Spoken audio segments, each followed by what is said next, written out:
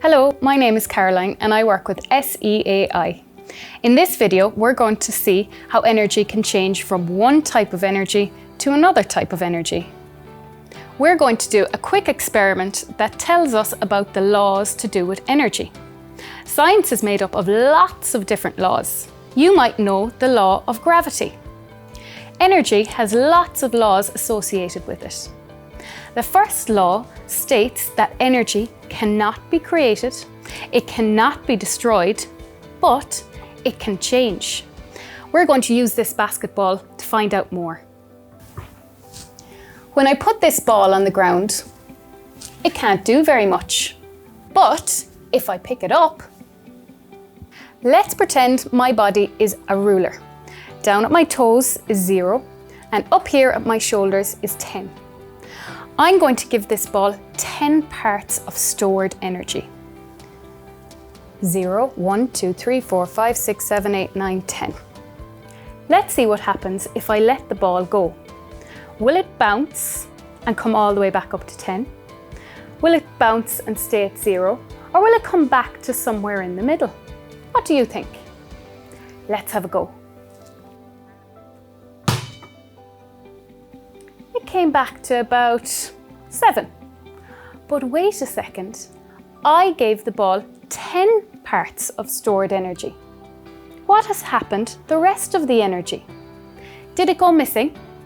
Was it destroyed? No. Remember, the law to do with energy states that energy cannot be destroyed. It must have changed. But what did it change into? Let's find out. I'm going to drop this ball again, and I want all of you to close your eyes and raise your hand when you think the ball hits the floor. Let's try it. How did you know the ball hit the floor? Ah, you heard it.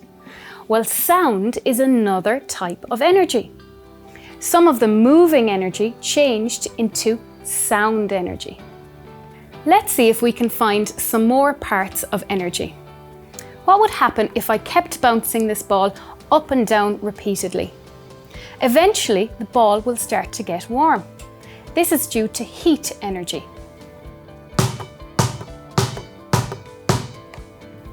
We can see this by rubbing our hands together. How do your hands feel? They feel warm because of friction. Try it yourself. What's happening in your hands? You're creating heat. The moving energy changes to heat energy due to friction. So, the 3 parts of energy were not lost. They changed. They changed into sound energy, heat energy, and vibrational energy. We know this because of the law to do with energy.